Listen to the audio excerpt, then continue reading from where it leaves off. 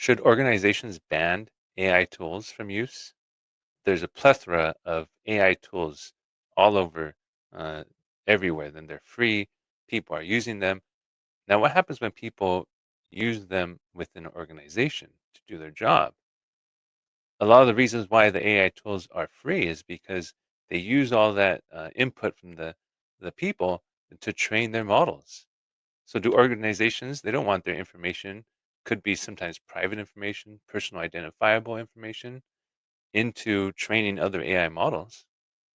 So what should organizations do? And is this even a problem?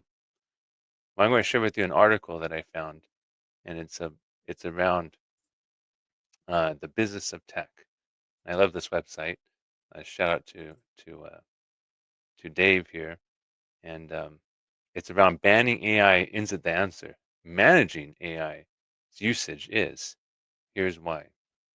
So the report goes on to say that this prompt security firm, that it's a new security firm based on securing AI tools in your organization.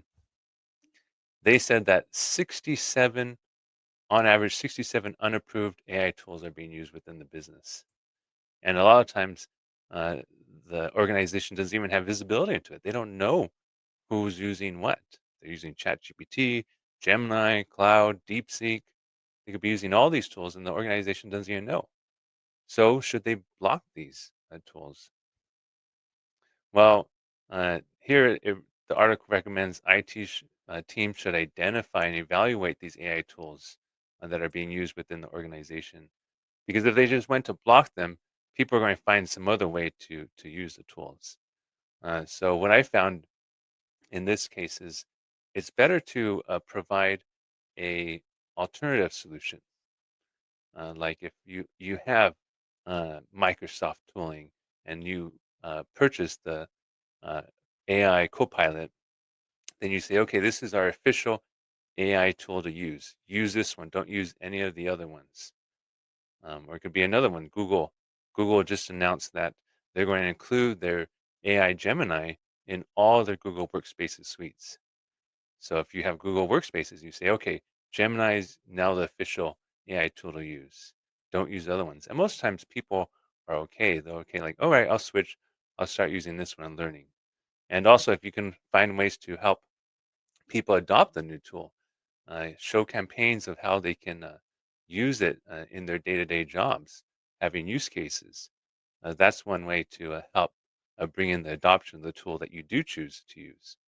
And a lot of times when you do have tools that you're already paying for, like in your collaboration suite, those AI usage is not used to train other models. It's kept separate in your organization. So it helps secure the data.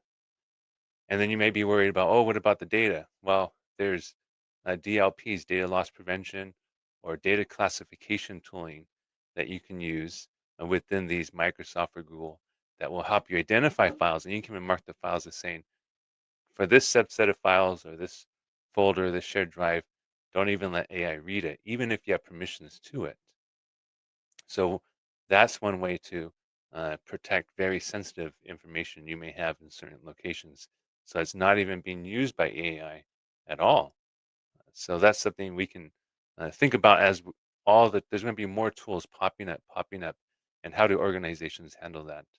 And so it's by identifying what people are using, allowing, finding a designated tool to use, an approved tool, AI tool to use there, and then helping people train on how to use that tool. And then also setting up proper classifications of the files and telling the AI which files they can or cannot look at.